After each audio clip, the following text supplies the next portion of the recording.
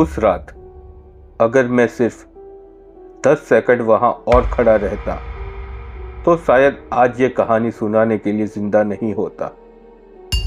मैं मजाक नहीं कर रहा, क्योंकि उस रात मैंने अपनी मौत को अपनी आंखों से देखा था।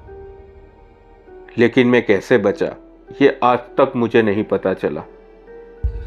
अगर आप ये कहानी रात में सुन रहे हैं तो एक बार अपने कमरे का नंबर जरूर देख लीजिए, क्यों कहीं वो 313 तो नहीं। मेरा नाम वासु है। 2 साल पहले मैं इंजीनियरिंग कॉलेज में एडमिशन लेकर इस शहर में आया था। नया शहर, नए लोग, नया जीवन। सरकारी हॉस्टल मिला था। पुराना बिल्डिंग, दीवारों पर उखड़ा हुआ पेंट, लंबा अंधेरा कॉरिडोर और मेरा कमरा 313। जब वार्डन ने मुझे चाबी दी तो उनकी आंखें मुझसे मिलने से बच रही थी। उन्होंने बस इतना कहा, अगर रात में कुछ अजीब लगे तो बाहर मत निकलना। मैं हंस पड़ा। मुझे लगा वो बस नए स्टूडेंटों को डराने की कोशिश कर रहे हैं। काश मैं उस वक्त उनकी आंखों में छिपा डर पढ़ पाता। पहली रात सब सामान्य था। मैंने अपना बैग खोला, किताबें रखी, माँ की फोटो टेबल पर रखी। कमरा थोड़ा ठंडा था, लेकिन मैंने ध्यान नहीं दिया। रात के करीब 12 बजे मैं सो गया और फिर मुझे लगा जैसे किसी ने मेरे कान के पास धीमे से फुसफुसाया, वासु। मैं झटके से उठा। कमरा अंधेरा था। दिल बहुत तेज से धड़क रहा था। मैंने मोबाइल में देखा। मोबाइल में 3:13 दिखा रहे थे और तभी दरवाजे पर दस्तक हुई। 3 बार, सिर्फ 3 बार। मेरे शरीर में सीजन दौड़ गई। मैंने धीरे से दरवाजा खोला। कॉरिडोर खाली था, लेकिन ट्यूबलाइट पूरी तरह से झिलमिला रही थी, जैसे कोई अभी अभी वहां से गुजरा हो। मैं वापस कमरे में आया, दरवाजा बंद किया और तभी मुझे साफ महसूस हुआ मेरे पीछे कोई खड़ा है। मैंने हिम्मत करके पीछे देखा। कोई नहीं था, लेकिन हवा अचानक बहुत ठंडी हो गई थी। अगली सुबह जब मैं उठा तो आईने पर उंगली से लिखा था, भाग जा वासु। मेरे हाथ कांपने लगे। मैंने खुद से कहा, शायद नींद में मैंने ही लिखा होगा, लेकिन मैं कभी नींद में नहीं चलता था और वो अक्सर मेरी लिखावट जैसे नहीं थे। उस दिन से कुछ बदल गया था। कमरे में अजीब सी गंध आने लगी थी, जैसे नमी और कुछ जला हुआ। कभी कभी मुझे लगता कोई मेरे पीछे चल रहा हो, लेकिन जब मुड़कर देखता तो कोई नहीं होता। एक दिन मैंने अपने दोस्त निखिल से पूछा, भाई 313 में पहले कौन रहता था? वो चुप हो गया और फिर बोला, तू सच जानना चाहता है? मैंने कहा, हाँ बताना। उसने बताया, 5 साल पहले यहाँ विवान नाम का एक लड़का रहता था। 30 साल का स्टूडेंट था, होशियार लेकिन थोड़ा चुप रहने वाला। पूर्णिमा की रात को वो गायब हो गया। कमरा अंदर से बंद था। कोई तोड़फोड़ नहीं, लेकिन दीवार पर उनसे लिखा था 313। मेरी रीढ़ की हड्डी में सिरन सी दौड़ गई। एक अजीब सी ठंडक उतर गई। उस रात मैं जागते रहने का फैसला कर चुका था। घड़ी में 3:12 दिखा रही थी। दिल की धड़कन तेज हो रही थी। 3:13। तभी एक दस्तक सुनाई दी। इस बार आवाज पहले से ज्यादा तेज थी, लेकिन इस बार दस्तक दरवाजे पर नहीं थी, मेरे पीछे से आई थी। मैं धीरे धीरे मुड़ा, आईने में देखा और मेरा दिल रुक गया। आईने में मेरे पीछे कोई खड़ा था, लंबा दुबला, चेहरा धुंधला और आंखें बिल्कुल काली, जैसे उनमें कोई पुतली ही नहीं हो। मैंने पलक झपकी, वो गायब था, लेकिन आईने पर अब नया संदेश लिखा था, समय आ गया है। उस रात मैं सोया नहीं। सुबह होते ही मैंने वार्डन से बात करने का सोचा, लेकिन जो मुझे अगले दिन पता चला, उसने मेरी नींद, मेरी हिम्मत और मेरी जिंदगी तीनों छीन ली। क्योंकि विवान सिर्फ गायब नहीं हुआ था, वो आज भी उस कमरे में था। अगले दिन मुझे जो पता चला, उसके बाद मुझे यकीन हो गया था कि मैं खतरे में हूं। क्योंकि विवान सिर्फ गायब नहीं हुआ था, वो मरा भी नहीं था, वो फंसा हुआ था, और शायद अब वो मुझे अपनी जगह फंसाना चाहता था। सुबह मैं सीधे वार्डन के ऑफिस पहुंचा। उनकी आंखों के नीचे काले घेरे थे, जैसे वो कई रातों से सोए ना हो। मैंने सीधा पूछा, सर, कमरा नंबर 313 में क्या हुआ था? कुछ सेकंड तक वो चुप रहे और फिर बोले, तुमने कुछ देखा क्या? मेरे गले से आवाज मुश्किल से निकली।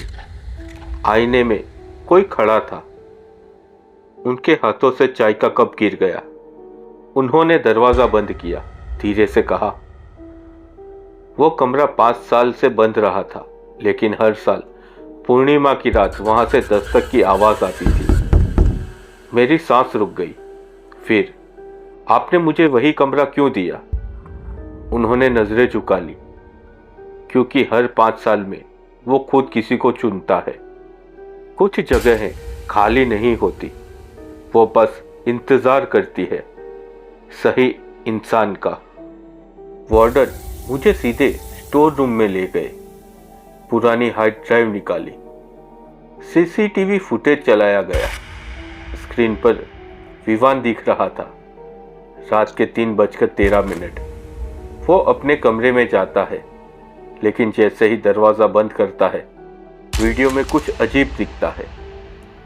उसके पीछे एक काली परछाई अंदर जाती है, लेकिन दरवाजा खुला नहीं होता। वो दीवार के आर पार गई थी। मेरे शरीर में सिहरन सी दौड़ गई। फिर स्क्रीन पर 3:20 दिखाया। कमरे की लाइट अपने आप झिलमिलाने लगी और कैमरा अपने आप बंद हो जाता है। उसके बाद कोई रिकॉर्डिंग नहीं। उस दिन के बाद मैंने कमरे को ध्यान से देखना शुरू किया।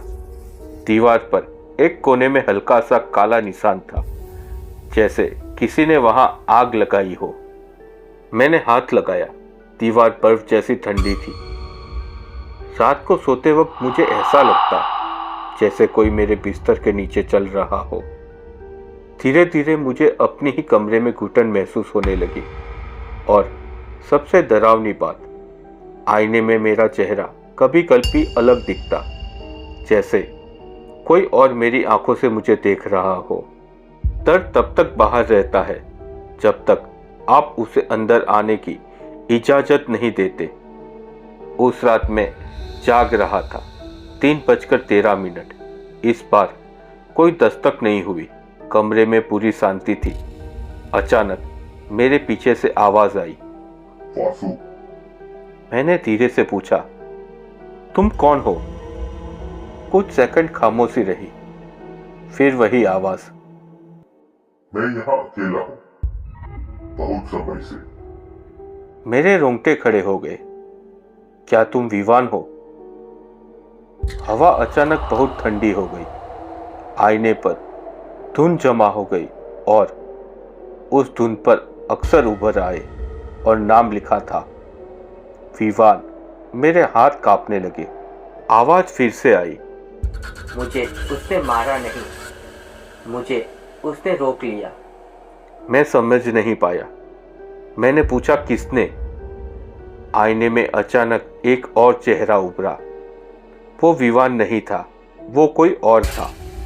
आधा चेहरा जला हुआ, आंखें पूरी काली। वो मुस्कुराया और बोला, यह कमरा मेरा है।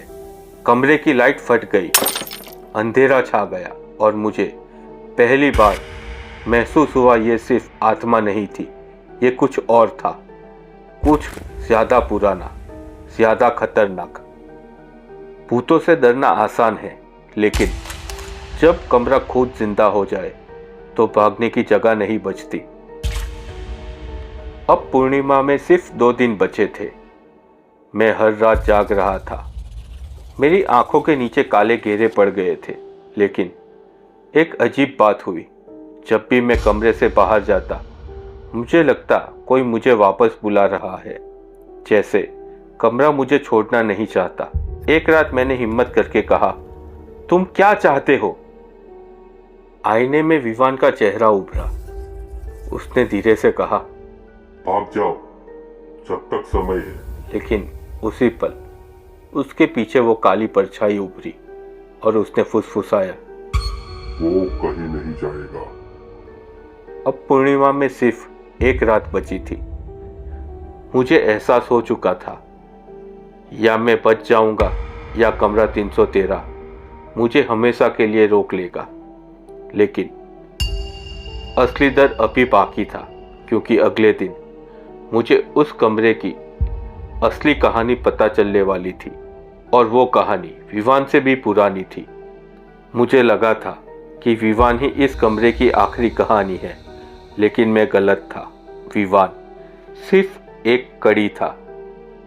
असली कहानी 20 साल पुरानी थी, और जब मुझे वो सच्चाई पता चली, तब समझ में आया कि कमरा 313 कोई कमरा नहीं है, वो एक दरवाजा है, और पूर्णिमा की रात वो दरवाजा खुलता है। अगले दिन निखिल मुझे कॉलेज की पुरानी लाइब्रेरी में ले गया। वहां एक रजिस्टर था, हॉस्टल रिकॉर्ड 20 साल पुराने। हमने पन्ने पलटे। कमरा नंबर 313, पहले उसका नंबर 307 था, और 20 साल पहले यहाँ एक छात्र रहता था, अर्जुन मेहरा। 30 साल का टॉपर, लेकिन थोड़ा अजीब स्वभाव का। रात में जागता रहता था और अक्सर दीवारों पर अजीब निशान बनाता था। एक रात पूर्णिमा को उसने खुद को कमरे के अंदर बंद कर लिया। सुबह दरवाजा तोड़ा गया और अंदर जो मिला, उसके बाद उस कमरे का नंबर बदल दिया गया।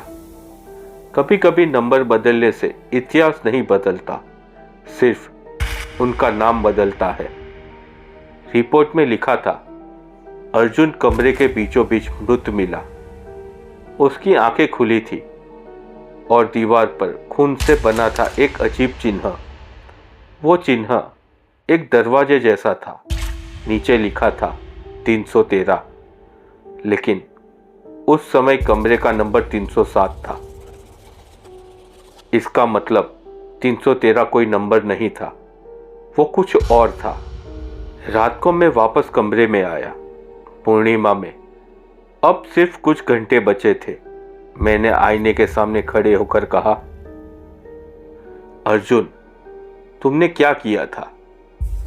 आईने में धुंध छा गई। धीरे धीरे एक दृश्य उभरा। अर्जुन दीवार पर वही चिन्ह बना रहा था।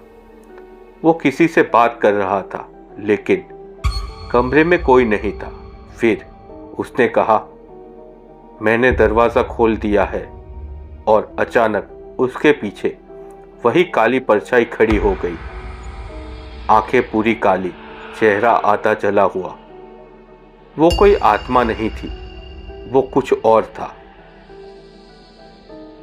हर आत्मा इंसान की नहीं होती, कुछ दरवाजों के पीछे से आती है। अचानक मुझे समझ आया, कमरा 313 कोई भूतिया कमरा नहीं था, वो एक पोर्टल था। अर्जुन ने किसी तंत्र मंत्र या प्रयोग में उस दरवाजे को खोला था, और तब से हर 5 साल में वह सत्ता किसी न किसी को चुनती है। पहले अर्जुन, फिर विवान, और अब मैं। रात के 11:15 बज चुके थे। चांद पूरा था। कमरे की हवा भारी हो गई थी। दीवारों पर वही चिन्ह उभरने लगे, जैसे किसी ने खून से उन्हें फिर से लिखा हो। मैंने दरवाजे खोलने की कोशिश की, लेकिन वो जाम था। खिड़की भी नहीं खुली। अब घड़ी में 3:12 हुए थे। मेरी सांसें तेज हो गई थी। तभी घड़ी में 3:13 बजे। पूरे कमरे में एक जोरदार आवाज गूंजी, जैसे कुछ टूट गया हो, और मेरे सामने दीवार फट गई। उसके पीछे अंधेरा था, गहरा, अनंत अंधेरा। उस अंधेरे से वही काली परछाई बाहर आई। इस बार साफ। वो इंसान जैसी नहीं थी। उसकी ऊंचाई छत तक थी, चेहरा विकृत, आंखें गड्ढों जैसी। वो बोली, दरवाजा खुल चुका है। उसने कहा, हर 5 साल में एक आत्मा मेरे साथ जाएगी, तभी ये दरवाजा बंद होगा। मैंने कांपते हुए पूछा, अगर मैं मना कर दूं तो? वो हंसी। कमरा हिलने लगा, दीवारों से खून टपकने लगा, और अचानक मेरे सामने विवान दिखाई दिया। जंजीरों में जकड़ा हुआ। वो चिल्लाया, मत मानना, ये झूठ बोलता है। कुछ सौदे जान बचाने के लिए नहीं, किसी और को फंसाने के लिए होते हैं। परछाई ने कहा, समय खत्म हो रहा है। उसने मेरी तरफ हाथ बढ़ाया। मुझे लगा मेरी सांसें रुक रही है। मेरी आंखों के सामने अंधेरा छाने लगा, और तभी मुझे याद आया। मैंने जेब से फोन निकाला, फ्लैश ऑन की। तेज सफेद रोशनी पूरे कमरे में फैल गई। वो सत्ता पीछे हट गई, चीखने लगी, दीवारें कांपने लगी, और दरवाजा अपने आप बंद हो गया। जब मैं होश में आया, तब सुबह के 6 बज रहे थे। कमरा सामान्य था, लेकिन दीवार पर एक नया संदेश लिखा था, दरवाजा फिर खुलेगा, और इस बार वो सिर्फ 313 में नहीं खुलेगा, क्योंकि अब वो मुझसे जुड़ चुका था। मैंने सोचा था कि दरवाजा बंद हो गया। मैंने सोचा था कि वो सत्ता वापस चली गई, लेकिन असली गलती मैंने वही की, क्योंकि दरवाजा कमरे में नहीं था, दरवाजा अब मेरे अंदर था। सुबह होते ही मैंने फैसला कर लिया, मैं 313 छोड़ दूंगा, पूरा हॉस्टल छोड़ दूंगा। मैंने वार्डन को बताया। उन्होंने मेरी आंखें देखी और बस इतना कहा, अगर वो तुमसे जुड़ चुका है तो जगह बदलने से कुछ नहीं हो।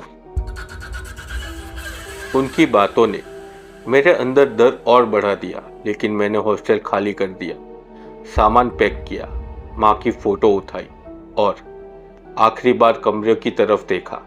दरवाजा बंद था, लेकिन अंदर से हल्की सी दस्तक आई। मैं भाग गया। कुछ जगह आपको छोड़ देती है, लेकिन कुछ जगह है आपको अपने साथ ले जाती है। मैंने शहर में एक छोटा किराए का मकान लिया। नई बिल्डिंग, नई दीवारें, कोई इतिहास नहीं। मैंने खुद से कहा, सब खत्म हो गया, लेकिन उसी रात मैं फिर से 3:13 पर जाग गया। लेकिन इस बार दस्तक दरवाजे पर नहीं थी, दस्तक मेरे सीने के अंदर थी। मेरी धड़कन उसी लाइन में चल रही थी, और आईने में मेरे पीछे वो फिर खड़ा था। अब वो सिर्फ कमरे में नहीं आता था। कभी सड़क पर चलते वक्त मुझे अपनी परछाई अलग दिशा में चलती दिखती। कभी बस में बैठा होता तो सामने की खिड़की में उसकी झलक मिलती, और हर बार 3:13 पर मैंने समझ लिया, दरवाजा बंद नहीं हुआ, वो मेरे साथ आ गया है। जब अंधेरा आपको चुन ले तो रोशनी सिर्फ कुछ सेकंड की मोहताज होती है। एक रात विवान मेरे सपनों में आया। वो कमजोर दिख रहा था। उसने कहा, तू भाग नहीं सकता, लेकिन तू उसे रोक सकता है। मैंने पूछा, कैसे? तभी वो बोला, जिसने दरवाजा खोला था उसी के चिन्ह को मिटा दे। मुझे समझ आया कि अर्जुन का बनाया हुआ वो चिन्ह अगर वो मिट गया तो दरवाजा हमेशा के लिए बंद हो सकता है। मैंने डर के बावजूद फैसला किया, मुझे वापस 313 में जाना होगा। पूर्णिमा फिर आने वाली थी। मैं रात को चुपचाप से हॉस्टल पहुंचा। कॉरिडोर वैसा ही था, ट्यूबलाइट झिलमिला रही थी। कमरा 313 अब भी खाली था, लेकिन दरवाजा अपने आप खुल गया। अंदर गुप्त अंधेरा था। मैंने फोन की फ्लैश ऑन की। दीवार पर वही चिन्ह चमक रहा था, जैसे वो जिंदा हो। कुछ निशानी सिर्फ खून से नहीं बनती, कुछ आत्माओं से बनती है। घड़ी में 3:12 दिखा रही थी। मैंने दीवार पर हाथ रखा। वो बर्फ जैसी ठंडी थी और तभी 3:13 हुए। कमरा हिलने लगा। दीवार फिर फट गई और वो सत्ता फिर से बाहर आई। इस बार वो विशाल थी। उसने कहा, तुम वापस क्यों आए? मैंने कांपते हुए कहा, दरवाजा बंद करने। वो हंसी। तुम नहीं कर सकते। मैंने पूरी ताकत से दीवार के वो उस चिन्ह को खुरचना शुरू किया। नाखूनों से खून निकल आया।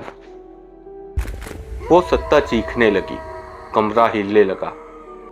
तभी विवान की आवाज आई, जारी रख। मैंने आखिरी निशान भी मिटा दिया। अचानक जोरदार धमाका हुआ। सब कुछ सफेद हो गया। जब होश आया, मैं फर्श पर था। अब कमरा 313 बिल्कुल सामान्य था। दीवारें साफ, ना कोई चिन्ह, ना कोई दरार। बस घड़ी में सुबह के 6 बजे दिखा रहे थे। वार्डन ने बाद में बताया, उस रात पूरी बिल्डिंग में बिजली चली गई थी, लेकिन 313 से कोई आवाज नहीं आई। मैंने राहत की सांस ली। सब खत्म हो गया शायद। लेकिन 3 दिन बाद मेरे फोन पर एक अनजान नंबर से मैसेज आया। सिर्फ एक लाइन, दरवाजा अब तुम्हारे अंदर है। और टाइम था 3:13। क्या सच में दरवाजा बंद हो गया, या मैंने सिर्फ उसे नई जगह दे दी? अगर अगली पूर्णिमा को फिर 3:13 पर दस्तक हो, तो क्या मैं इस बार बच पाऊंगा? मैंने सोचा था सब खत्म हो गया। मैंने सोचा था कि दरवाजा बंद हो चुका है, लेकिन असली दरवाजा दीवार में नहीं था, वो मेरे अंदर खुल चुका था। और आखिरी पूर्णिमा सब कुछ तय करने वाली थी। उस रात 3:13 पर आया मैसेज मेरे दिमाग में गूंजता रहा, दरवाजा अब तुम्हारे अंदर है। मैंने खुद को समझाया शायद कोई मजाक है, लेकिन अगले ही पल मेरे कमरे की लाइट अपने आप झपकने लगी। आईने में मेरा चेहरा दिखा, लेकिन इस बार मेरी आंखें पूरी तरह काली थी। मैं पीछे हटा। आईने में मैं वही खड़ा था और वो हंस रहा था। सबसे डरावना भूत वो नहीं होता जो पीछे खड़ा हो, सबसे डरावना वो होता है जो आपके अंदर खड़ा हो। अब आवाज बाहर से नहीं आती थी, वो मेरे दिमाग में बोलती थी, पूर्णिमा आ रही है। मैं नींद में भी 3:13 पर जाग जाता था। दिल की धड़कन उसी लय में चलती थी। मैं समझ गया अगली पूर्णिमा आखिरी होगी, या तो वो हमेशा के लिए जाएगा या मैं। रात के 12 बजने को थे। चांद पूरा था। कमरे की हवा भारी हो गई। मैंने खुद को आईने के सामने खड़ा किया। मैं भागना नहीं चाहता था। 12:30 बजे दीवार पर हल्की दरारें उभरने लगी। 1:45 बजे कमरे का तापमान गिर गया। अब 3 बजने वाले थे। मेरे कानों में फुसफुसाहट सुनाई दी। समय आ गया। 3:12। मेरी सांसें तेज हो गई। 3:13। इस बार कोई दस्तक नहीं हुई, क्योंकि दरवाज़ा बाहर नहीं था। मेरे सीने में तेज दर्द हुआ। मैं घुटनों के बल गिर गया। आईने में दिखा, वो मेरे पीछे से नहीं, मेरे अंदर से। अब वो बाहर आ रहा था। अचानक मुझे सब समझ आया। अर्जुन ने दरवाज़ा खोला था। विवान फंस गया था। मैंने चिन्ह मिटाया, लेकिन दरवाज़ा बंद नहीं हुआ। दरवाज़ा सिर्फ एक मेज़बान बदलता है हर 5 साल में। वो फिर एक इंसान को चुनता है, उसे अपने अंदर जगह देने के लिए। और अब वो मैं था। कुछ श्राप खत्म नहीं होते, वो बस नए शरीर ढूंढ लेते हैं। वो सत्ता मेरे सामने खड़ी थी, लेकिन इस बार उसका चेहरा मेरा था। वो बोली, या तो तू मुझे पूरी तरह अपना ले या फिर हम दोनों खत्म हो जाएंगे।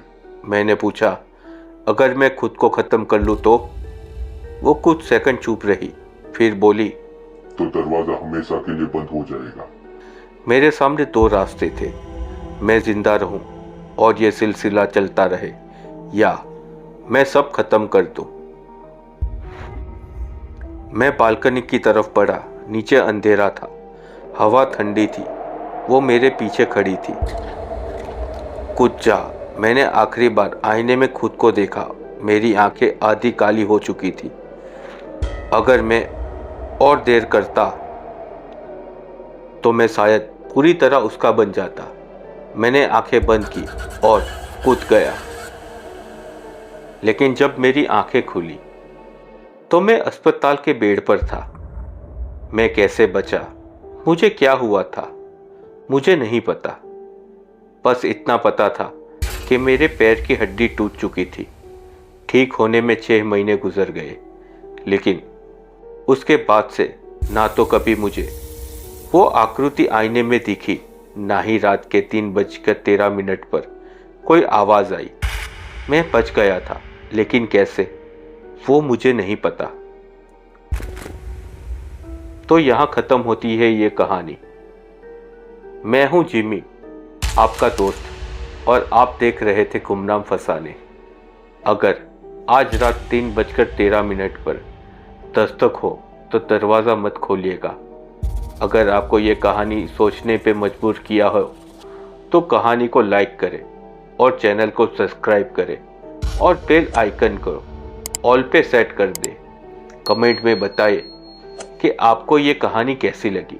और हाँ, अपना ध्यान रखें, क्योंकि कुछ कहानियाँ सिर्फ कहानियाँ नहीं होती,